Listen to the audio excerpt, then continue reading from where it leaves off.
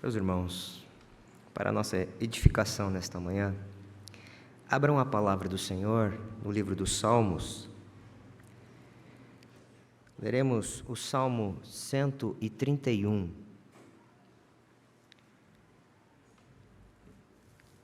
Livro dos Salmos, Salmo de número 131. É um salmo bem pequeno, ele contém apenas 3 versos. Mas é uma formidável porção da palavra de Deus para a nossa edificação. Assim diz a santíssima palavra do Senhor. Senhor, não é soberbo o meu coração, nem altivo o meu olhar. Não ando à procura de grandes coisas, nem de coisas maravilhosas demais para mim. Pelo contrário, fiz calar e sossegar a minha alma, como a criança desmamada se aquieta nos braços de sua mãe. Como essa criança, é a minha alma para comigo. Espera, ó Israel, no Senhor, desde agora e para sempre. Até aqui a leitura da palavra de Deus. Vamos orar? Santíssimo Deus, Pai eterno, Deus de toda a glória e graça, reunimos-nos nesta hora, em nome de Jesus, para ouvirmos a Tua palavra e prestarmos culto ao Senhor.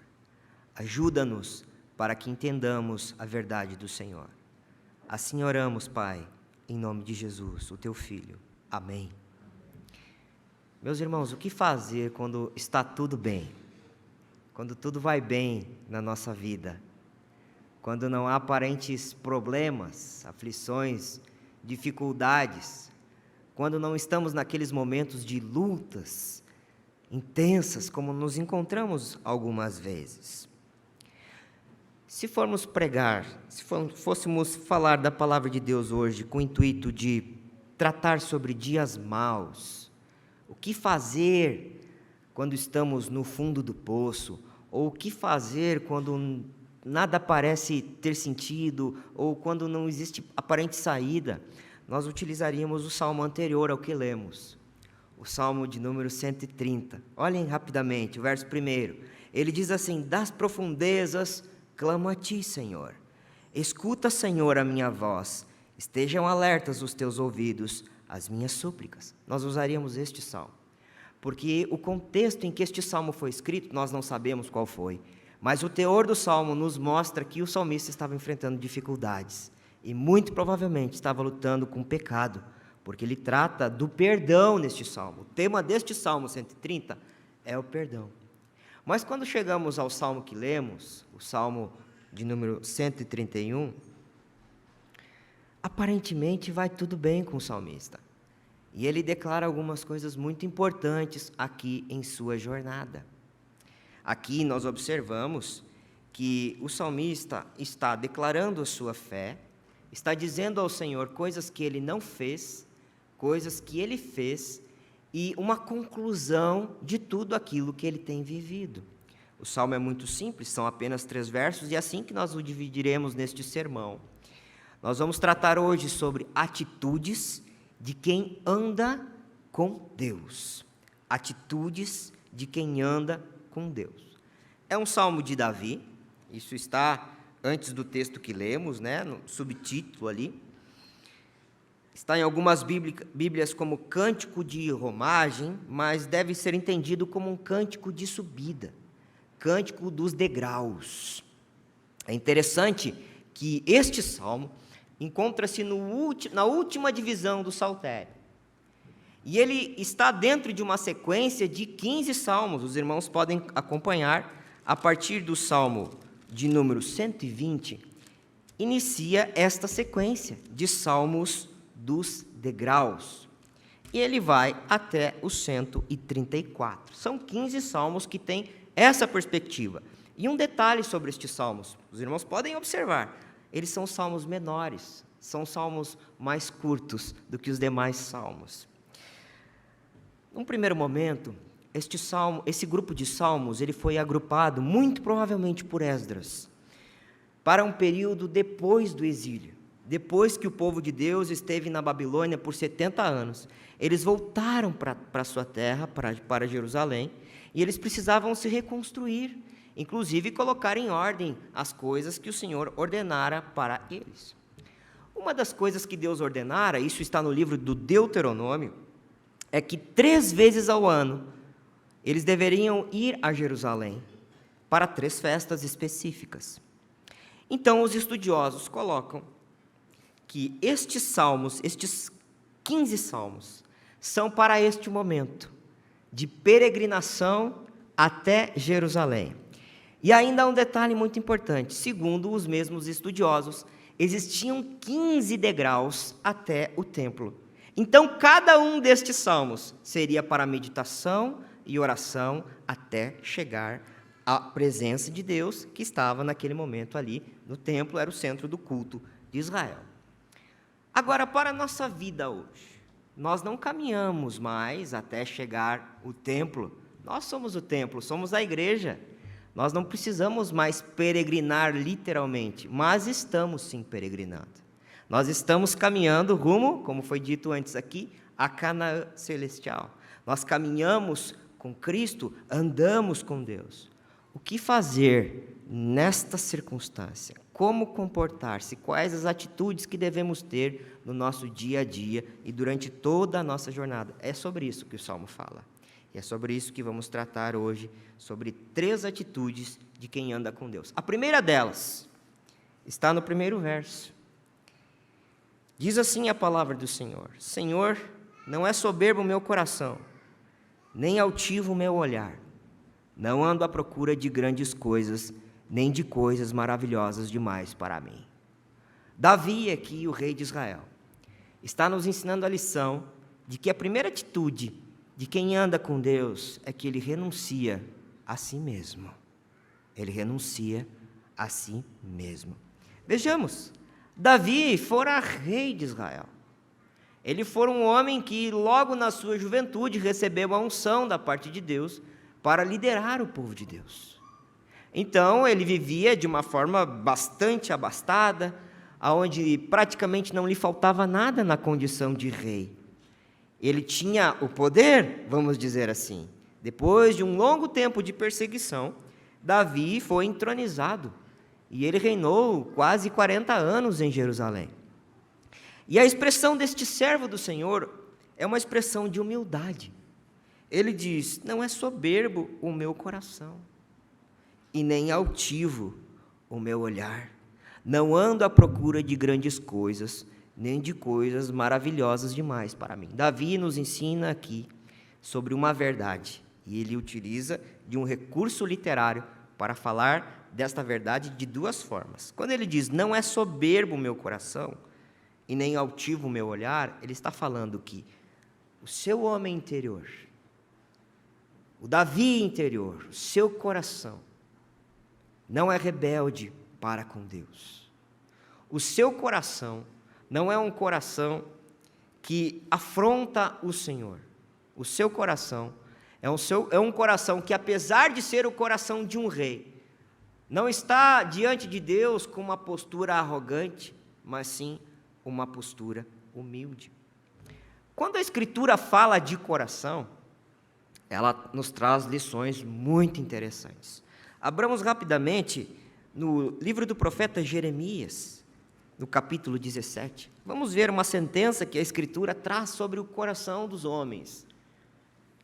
Diz assim a palavra de Deus no capítulo 17, versículo 9. Jeremias 17, 9. Enganoso é o coração, mais do que todas as coisas, desesperadamente corrupto. Quem o conhecerá? Olha o que a Escritura está dizendo sobre o coração. Enganoso é o coração, mais do que todas as coisas, e desesperadamente corrupto. Quem o conhecerá? Vamos olhar o que o Senhor Jesus fala sobre o coração no Evangelho de Mateus, capítulo 15, versículo 19. Mateus 15, 19. É uma resolução do próprio Deus sobre o coração dos homens. O Senhor diz assim no versículo 19: porque do coração procedem maus desígnios, homicídios, adultérios, prostituição, furtos, falsos testemunhos e blasfêmias.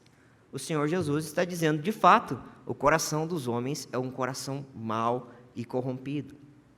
Ora, irmãos, sabemos de todas essas coisas, porque a Escritura atesta desta forma. A doutrina que nos leva a este conhecimento, inicialmente, é a doutrina da queda, do pecado original. Nosso coração é um coração caído, é um coração corrompido. Assim como se você contaminar uma fonte, a nascente de um rio, você contaminá-lo ali na nascente, todo o rio estará comprometido. Assim são atitudes dos homens, assim é a nossa vida, porque na fonte, no nosso coração, está o pecado. É óbvio que este texto está tratando do regenerado, e este texto fala para o povo de Deus, aqueles que receberam da parte do Senhor um novo coração. O próprio Davi, no Salmo 51, verso 10, ele diz: cria, ó Deus, em mim um coração novo, regenera a minha vida. E Deus certamente fez isso, porque naquela ocasião Davi estava retratando o seu pecado, pedindo perdão pelo seu pecado, seu grave pecado, e o Senhor restaurou o seu servo. Desta forma, é muito importante que mesmo regenerados, tendo nascido de novo, tendo recebido um novo coração, saibamos que nós ainda temos um coração que precisa ser vigiado. Nós ainda temos um coração que precisa ser observado com muita calma. E a sua tendência natural é ser altivo, até mesmo diante de Deus. Então Davi está dizendo: o meu coração não fez isso. Ele não é soberbo.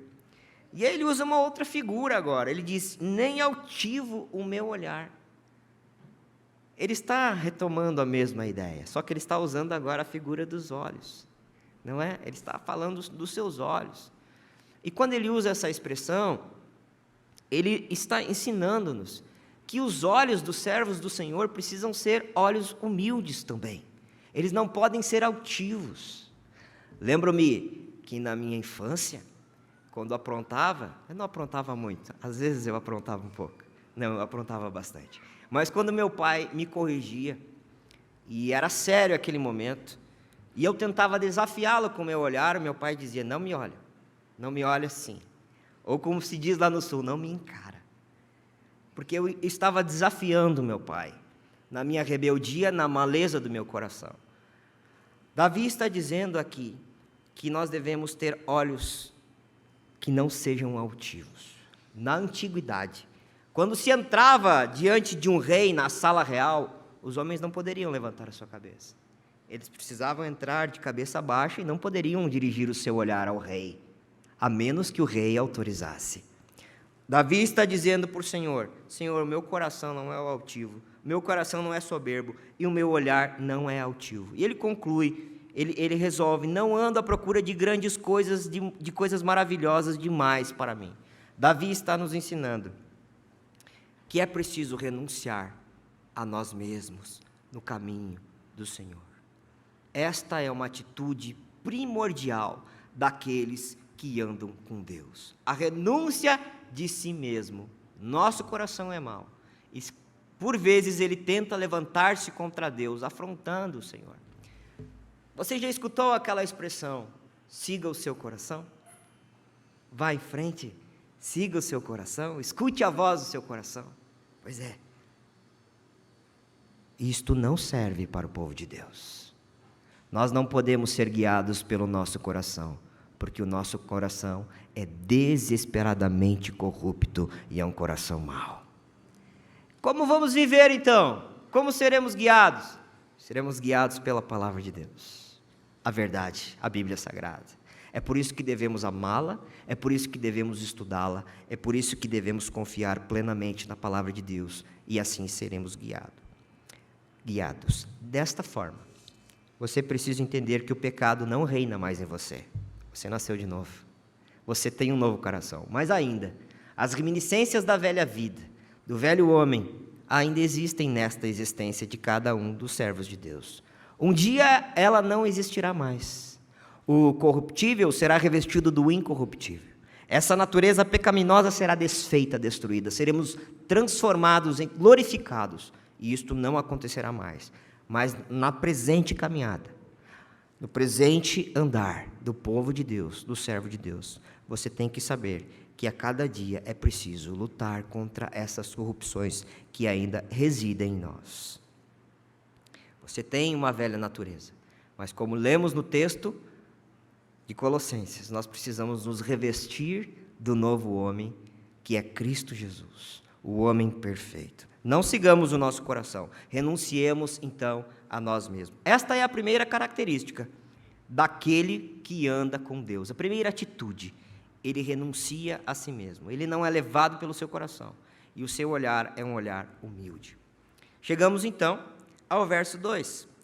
O verso 2 continua tratando do problema, continua ensinando como deve andar como deve agir, qual é a atitude, as atitudes daquele que anda com Deus. Mas ele aprofunda um pouco mais sobre como fazer o que está relatado no primeiro verso. Vejamos.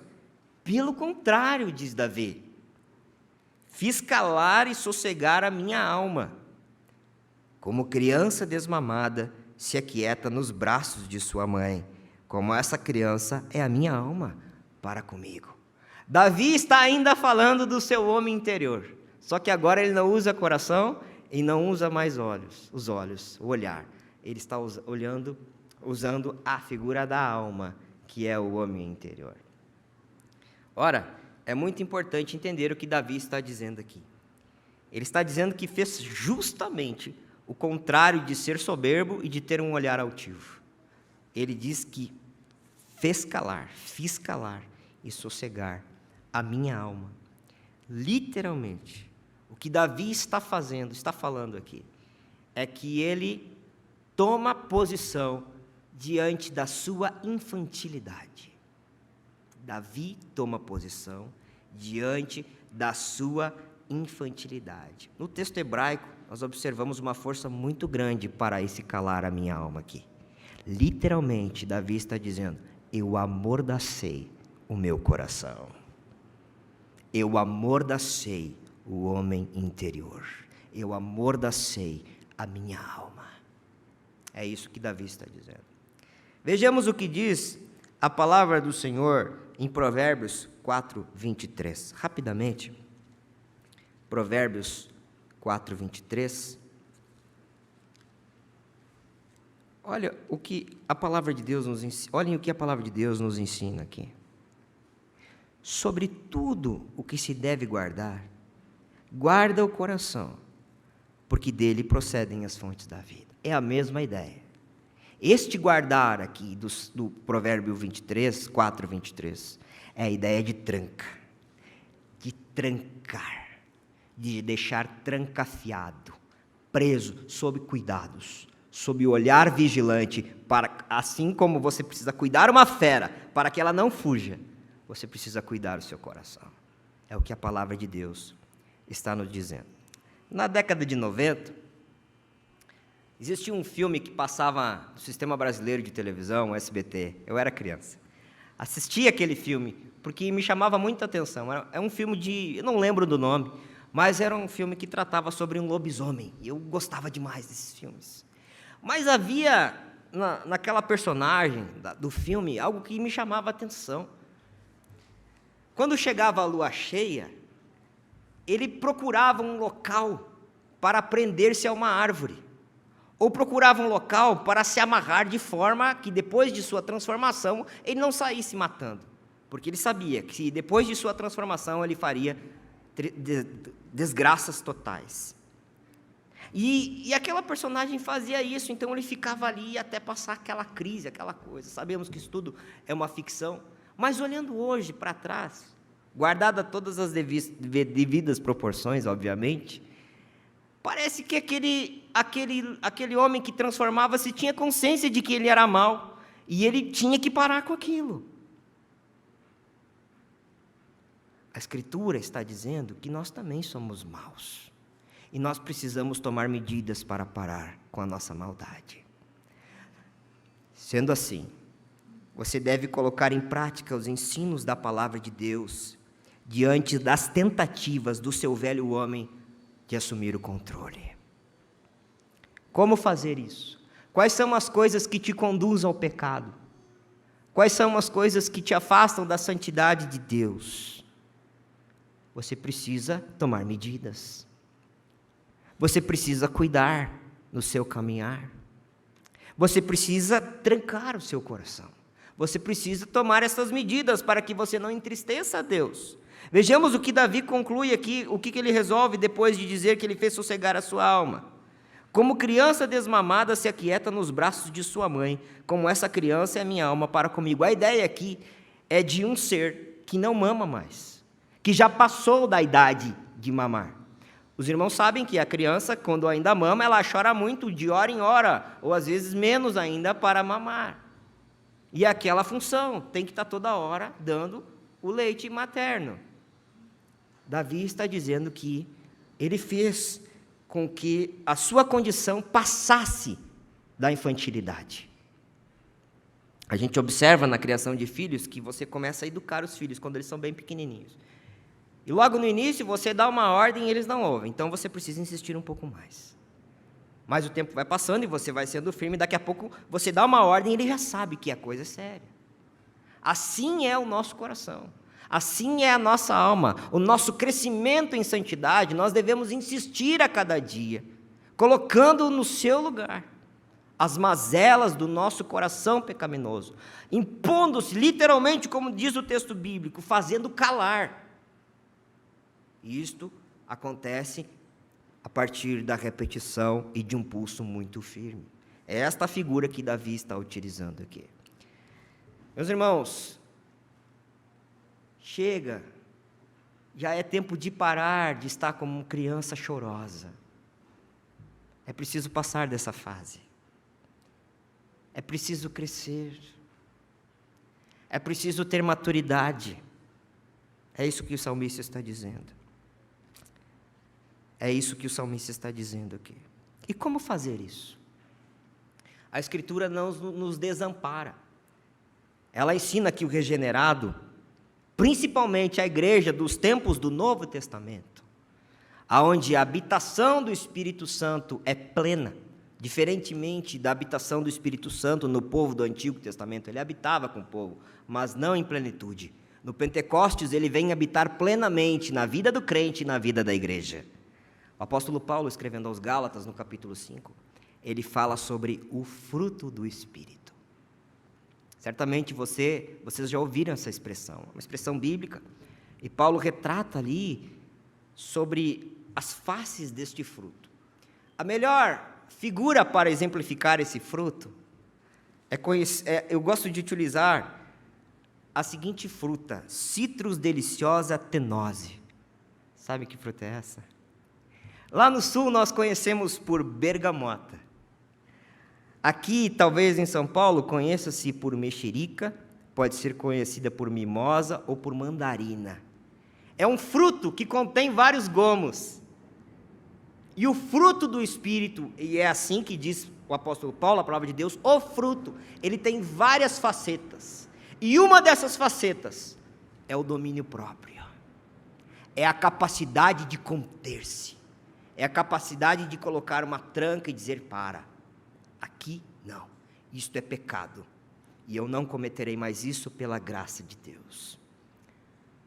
O Espírito Santo que habita na igreja, que habita na sua vida, que habita no meio do povo de Deus, nos capacita a aquietar a nossa alma, desta forma, como diz a palavra, a fazê-la sossegar e saber que ela não pode ser rebelde diante de Deus. O nosso coração precisa ser submisso ao Senhor, e os nossos olhos precisam ser humildes também. Cristo disse sobre os olhos, se os teus olhos forem bons, todo o teu corpo será bom. Qual é a ideia de Cristo ali? Qual é a figura?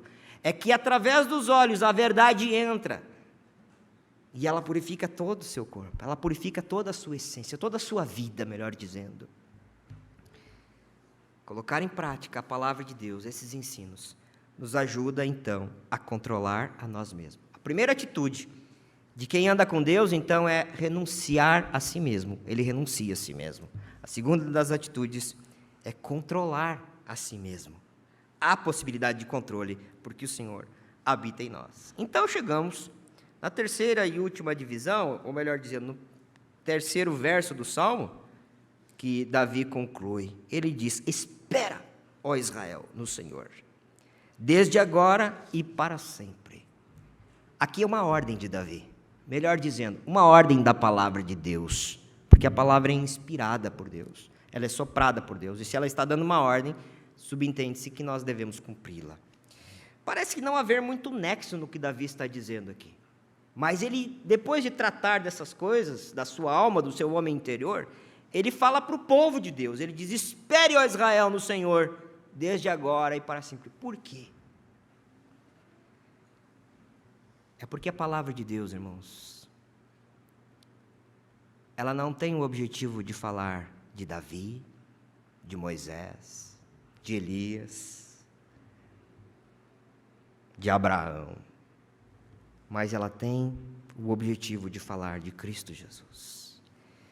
É muito lindo tudo isso que vimos sobre Davi, e devemos fazer, porque isto é a trajetória do cristão, que está rumando aos céus. Mas nós conhecemos a história do rei de Israel. Nós sabemos que lá pelas tantas, o seu coração não foi um coração obediente a Deus. Lá pelas tantas, o seu coração fora soberbo. Os seus olhos foram altivos, e ele deixou de mirar Yahvé. A Escritura diz: nos tempos que os reis saem à guerra, ele ficou no palácio, e ali estava a sua queda. Seu pecado com Betseba, a mulher de Urias, um valente guerreiro. O homem que escreveu este salmo conhecia a si mesmo. Sabia que tinha que fazer algumas coisas diante de Deus, mas ele sabia das suas falhas. É por isso que depois de fazer tudo o que tinha que fazer, ele diz para a igreja, para Israel: espere, ó Israel, e em Yahvé. Não naquilo que você faz ou deixa de fazer. Não nas suas boas atitudes. Não nas suas marcas. Mas em Yahvé, no Senhor. Desde agora e para sempre. Cristo Jesus foi o único manso e humilde de coração. Cristo Jesus foi o único que teve os seus olhos sempre puros para Deus e para com as pessoas. Cristo Jesus foi aquele que não teve em nenhum momento que colocar trancas em sua natureza pecaminosa, porque ele não tinha.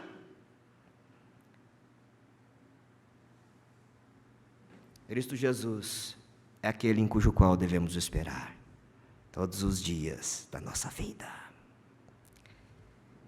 Cristo Jesus é a nossa esperança. É nele que somos aceitáveis. Sendo assim, meus irmãos, não desanimem nas suas muitas tentativas de agradar a Deus em seu caminhar. Você deve continuar lutando. Você deve continuar se esforçando por um coração humilde, submisso, um olhar que não é altivo. Você deve colocar limites para si mesmo. Mas saiba que a sua esperança deve estar somente em Jesus. Somente no Senhor. Você não deve fazer todas essas coisas, essas 3 atitudes. As 2 primeiras, melhor dizendo, para ser aceitável diante de Deus. Você deve fazê-las porque você foi aceitado por Deus. Somos justificados pela graça mediante a fé. E isso não vem de nós, é dom de Deus. Louvamos o nome do Senhor. Lamente todos os dias pelos seus pecados. Mas regozijem-se também todos os dias pela perfeição do Filho de Deus. Porque nele nós somos perfeitos também diante do Pai Celeste. Vimos neste sermão que as atitudes de quem anda com Deus, em primeiro lugar, é que ele renuncia a si mesmo. Em segundo lugar, ele controla a si mesmo. Em terceiro e último lugar, ele sabe que não pode confiar em si mesmo. Ele reconhece a sua insuficiência diante de Deus e confia somente no Redentor. Vamos orar? Santíssimo Deus, Pai eterno, graças te damos pela tua palavra, que foi nos lida, exposta, explicada nesta manhã. Nós carecemos do Senhor, carecemos da sua graça, da tua graça, das tuas misericórdias. Ajuda-nos a ter atitudes corretas para contigo, Senhor, com relação ao nosso coração, aos nossos olhos, com relação ao nosso homem interior, que ainda é mau, e, sobretudo, que depositemos a nossa fé no Senhor, em Jesus Cristo. Assim nós oramos, Pai, no nome dEle, em nome de Jesus. Amém. Irmãos, que Deus em Cristo os abençoe.